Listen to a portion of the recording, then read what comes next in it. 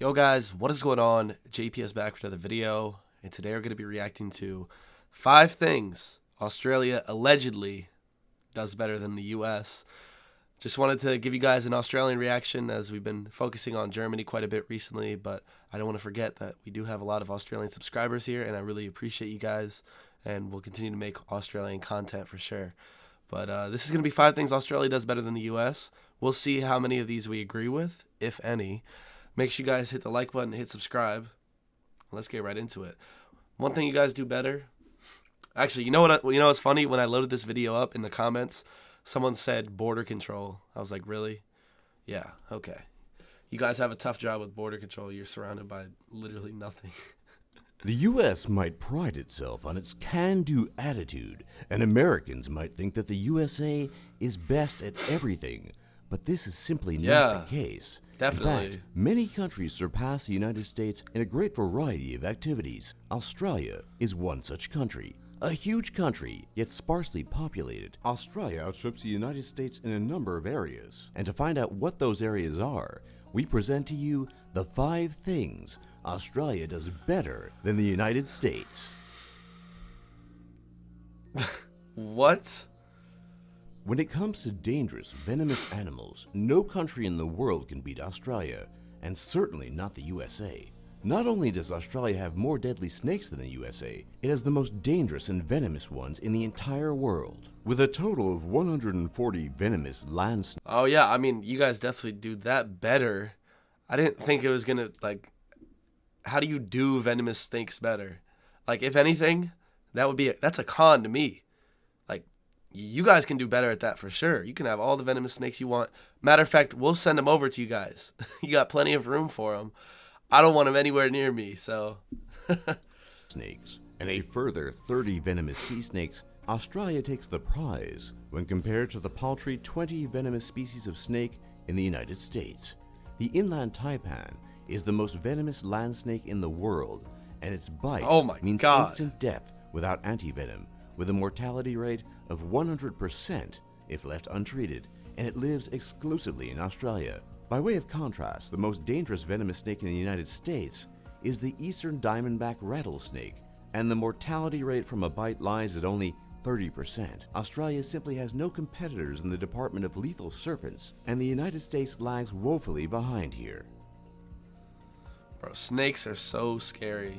Okay. Compared to many countries, especially the United States, Australia has a comparative advantage in the production of mineral commodities. This stems from a rich and diverse mineral endowment, high-quality regional-scale geoscience information which lowers the risks of exploration, advanced exploration, mining, and processing technologies, a skilled workforce, and generally benign physical conditions and low population density. These factors mean that modern mining can be undertaken in line with increasing community expectations for environmental and social performance. Moreover, Australia simply has more and better mineral resources when compared to the USA. Australia is the world's leading producer of rutile, zircon, bauxite, iron ore, the second largest producer of alumina, gold, lithium, manganese ore, lead, and zinc, and the third largest producer of uranium, and the fourth largest producer of silver, nickel, and black coal, and possesses $1.588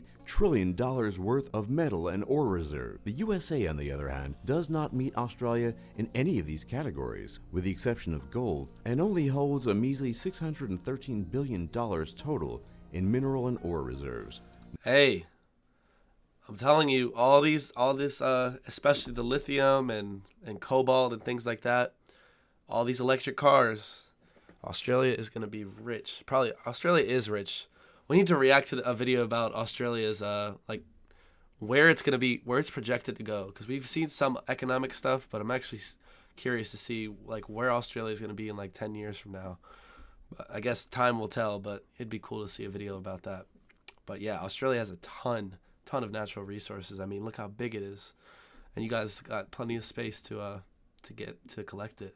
Not even half of what Australia has. So if you want to get rich mining, Australia, not the USA, is the place to be. I agree for sure.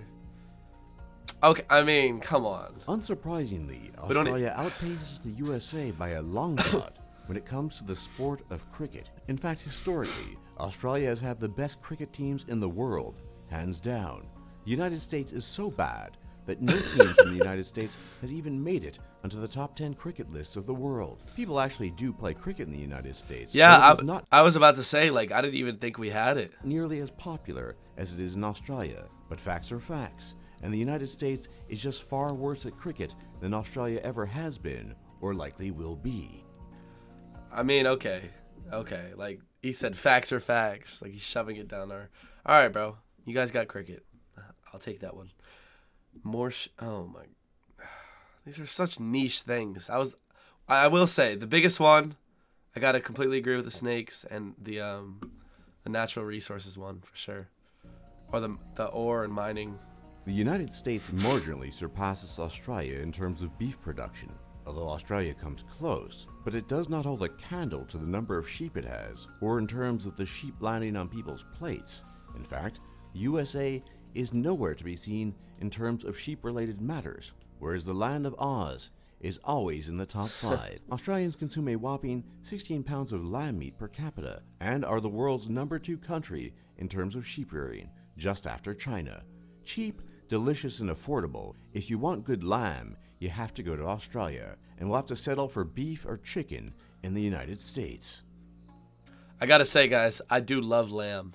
Lamb it's delicious when it's cooked and seasoned properly. One of my favorite meats, I have to say. So I'm sure Australia does it right. Here we go. More livable cities. Okay, let's see what he has to say here. In the area of the most livable cities, Australia has the United States beaten by a wide margin, with Melbourne being consistently ranked the most livable city in the world since 2011, Adelaide being ranked 5, and Sydney being ranked at 13. Guess what? Not a single American city makes it to anywhere close to these Australian cities. Well, I suppose it's time for all of us to move to Australia then. For more top lists just like this, be sure to leave a like and subscribe if you haven't already. Honestly, I might have to agree with it, bro, because it's not really most livable if you're constantly fearing for your life, which is kind of how some people are here, bro. Like, we just had another school shooting, like, literally this week, and it's just like, is it really livable? I guess that has to be taken into account for these rankings, the gun violence. Surely. I mean, in Chicago, I saw a video recently on YouTube, and it was Chicago at like 1 or 2 a.m., and it was just underneath a bridge over an interstate. There was no one on the road, but you could hear in the distance just like the banging, and it sounded like fireworks, but we all know what it is. Literally just rounds being fired off all night. That's what Chicago's like some nights. There's just so many shootings. That's all it is. So I guess I do agree with that. This video was not really what I was expecting. Some of them kind of seemed like reaches, or they weren't really like cricket. I mean, we have so many other sports. No one even bats an eye to cricket for the most part. Sheep, you guys definitely got it. Does New Zealand have more, though, in proportion to the population?